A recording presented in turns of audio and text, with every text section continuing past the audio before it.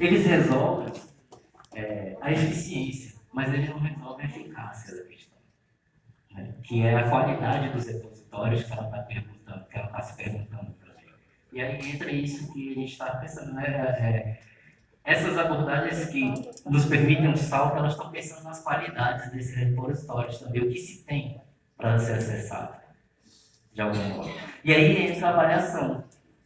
E ela vai dizer, ó, é preciso voltar a entender o que o Schellenberg disse, porque quando a gente fala valor secundário e cultural, a gente pensa que é o usuário que está colocando o valor em cima daquela informação e que pode decidir, né, o que é cultural. Sim, é possível que isso aconteça enquanto arquivo nos processos internos? Não.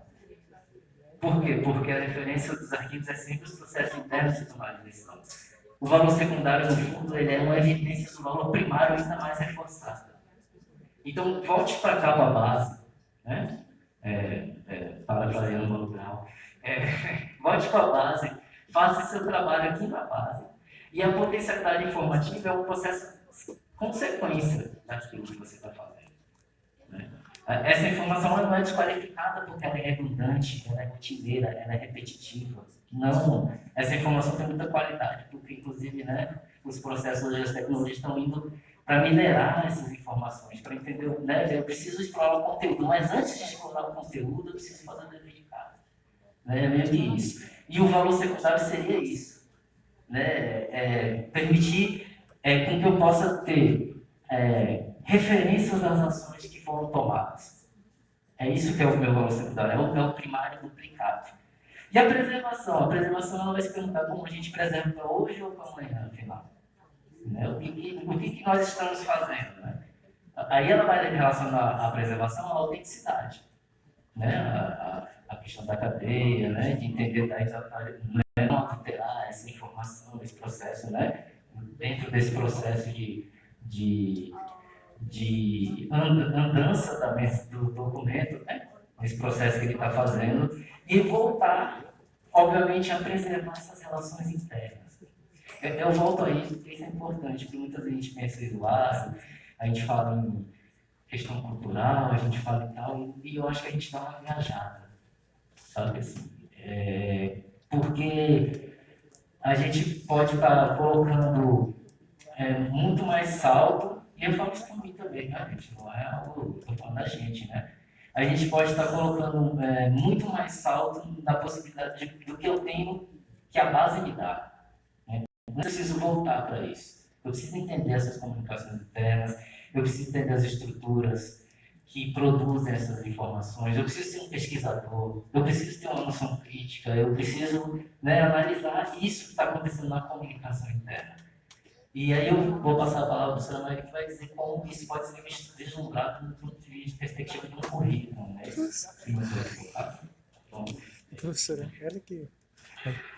Isso mesmo. Ela que me deu boca. Joga para lá, joga para cá, e é isso aí. Ela que me deu boca. E aí, como ele falou da questão de colocar no currículo, como é que os núcleos docentes estruturantes, conhecidos como NDE, estão pensando esses currículos. Primeiramente, os NDE, eles surgiram de uma resolução do MEC de 2011. Né? Então, quer dizer assim, antes de 2011, os professores, a comunidade, pensavam os projetos pedagógicos a partir de diretrizes curriculares nacionais, sem, como é que eu posso dizer, sem uma equipe para discutir periodicamente a reformulação desses projetos curriculares. E o OMDE, ele surgiu nessa perspectiva, justamente para concepção, implantação, consolidação e contínua avaliação do projeto pedagógico. E o NDE, ele sempre tem que estar muito afinado, né, com as questões dos problemas práticos. E aí, eu achei bem bacana a mesa anterior, que trouxe um pouquinho das experiências. E aí falaram, a própria Aline Carvalho falou a questão das dificuldades, né, que são enfrentadas no dia a dia. A Gabriela também, quando sinalizou, quando chegou lá no estágio, que começou a atuar como profissional, também falou assim, como é que eu chego aqui e vou lidar com essa realidade? Então, assim, o núcleo docente estruturante, ele para um pouquinho, que é composto inicialmente pelos professores, mas tem a participação da comunidade de estudantes e até mesmo de profissionais, para entender quais são os problemas que o mercado vem trazendo e quais são as necessidades desse mercado de trabalho para que o nosso curso de para essa realidade. Nessa perspectiva dos núcleos docentes, né, ele acaba assumindo uma função justamente de discutir os objetivos do curso de arquivologia e o perfil desse profissional, que é o perfil do egresso, que são itens obrigatórios nos projetos pedagógicos. Pensando com relação aos objetivos do curso, na minha tese, dos 5 cursos que eu estudei, eles ficaram muito bem claro que a formação ela está impulsionada para a criticidade, a proatividade, a reflexão e a inovação, que são características para a sua atividade laboral. Quanto à questão do perfil do egresso, esse perfil do egresso está muito ligado com a questão dessa formação da concepção humanística e científica dos cursos. E aí eu trago um pouquinho também dessa formação profissional e dessa formação também para a pesquisa.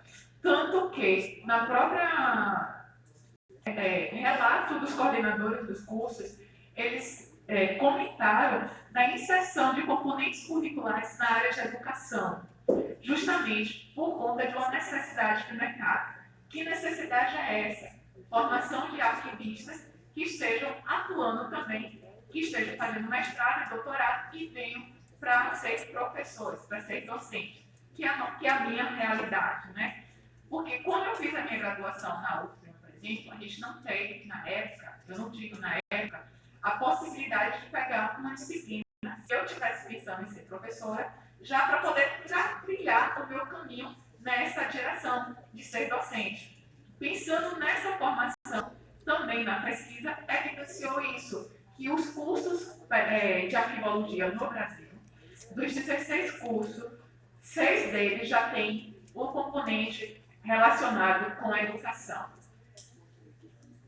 Esse componente relacionado com a educação, alguns são próprios no próprio instituto e outros são relacionados na faculdade de educação. Até mesmo para a gente ter uma ideia, quais são as práticas pedagógicas, quais são além das práticas, quais são os modelos de avaliação, quais são as tecnologias que a gente pode abordar nesse processo formativo, no processo de aprender a aprender. Então, se a gente tiver já no nosso núcleo docente estruturante essa ideia de pensar, né, possivelmente, que aí é uma hipótese mesmo, a ideia da mediação da informação seja mais fortalecida nos cursos de arquivologia, na formação de vocês e dos estudantes de arquivologia.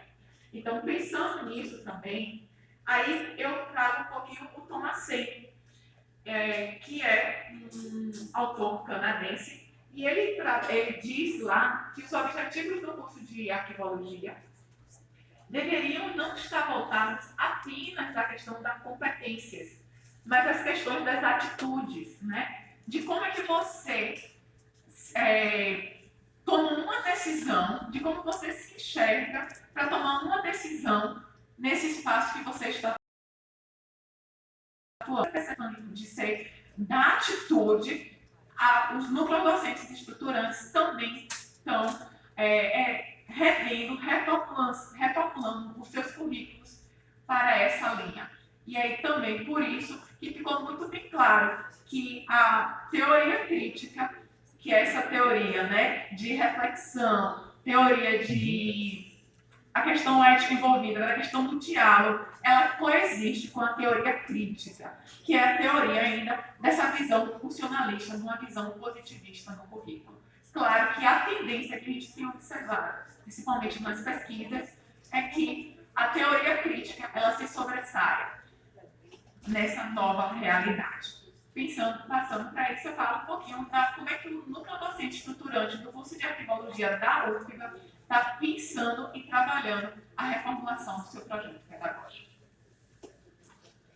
Bom, então, na condição de coordenadora, né, da gestão atual do NDE de Arquivologia aqui da UFBA, eu gostaria de contar um pouco, né, sobre a experiência do trabalho do NDE, o que a gente vem pensando com relação a esse currículo, né.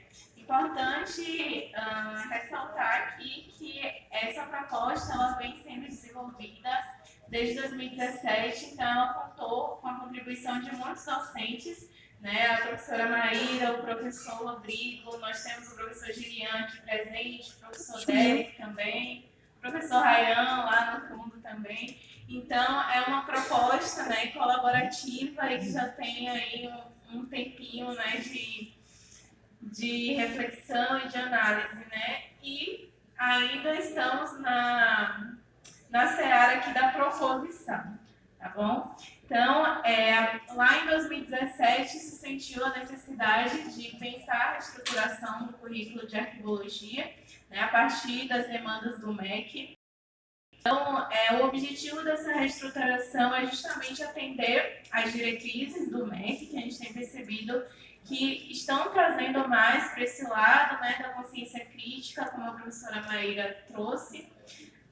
Além disso, também atender essas demandas do mercado de trabalho, né, que foram aqui colocadas, outras demandas sociais também.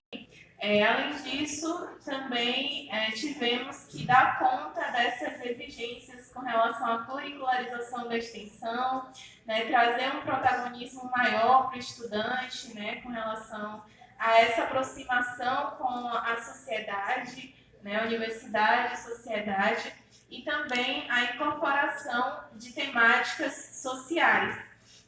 Então, temos temáticas relacionadas a aspectos étnicos, raciais, ambientais e de direitos humanos. Então, essas são preocupações, de forma geral, né, da universidade e que acabam se refletindo aqui também no processo de reestruturação do curso de arquivologia. Bom, com relação às competências, né, essa proposta enfoca no desenvolvimento de conhecimentos, habilidades e atitudes no âmbito de visões científicas, né, humanística, informacional, comunicativa, empreendedora, tecnológica e inovadora, respeitando aí os princípios arquivísticos, né, as teorias e funções arquivísticas, né, de um modo geral. Então, a proposta, ela percebe, né, um currículo aí formatado em 5 eixos. Então, nós temos um eixo voltado aos fundamentos da arquivologia, um eixo sobre funções arquivísticas, o terceiro sobre mercados de trabalho e fomento científico, o quarto sobre tecnologias e o último, né, que vem aqui com a arquivologia social. Então, de um modo geral, esse eixo de fundamentos, ele trata, né, os princípios básicos da formação do arquivista, né, compreensão e assimilação crítica dos conceitos, das funções, dos princípios arquivísticos. Então, como exemplos, nós temos as disciplinas de fundamentos da arquivologia, políticas de arquivo. O segundo eixo traz as funções arquivísticas. Então, ele vem com uma proposta de garantir a compreensão, a assimilação crítica e a aplicação dessas funções arquivísticas. Então, nós temos como exemplo a disciplina de gestão de documentos, né, que antes era tida como arquivos correntes. A gente tinha arquivos correntes e tinha arquivos intermediários. Integrar, né, trazer essa visão integrada da gestão. Então, ela foi repensada nesses termos. As disciplinas de descrição, disseminação e estudos de usuários, né, que é uma disciplina que hoje não compõe o currículo e que é uma proposta aí do NDE. No eixo sobre mercado de trabalho e fomento científico, a gente tem a preocupação de gerar competências para a atuação do arquivista, né, no mercado de trabalho. E aí, então, desenvolver esse perfil profissional de gestor, de empreendedor, né, de inovador. Então, a gente tem um conjunto de conhecimentos voltados aí à questão de gestão de projetos, de empreendedorismo, questões também de tecnologia, consultorias, desculpe, estão me impressionando aqui já para finalizar, mas já está acabando. E as tecnologias para trazer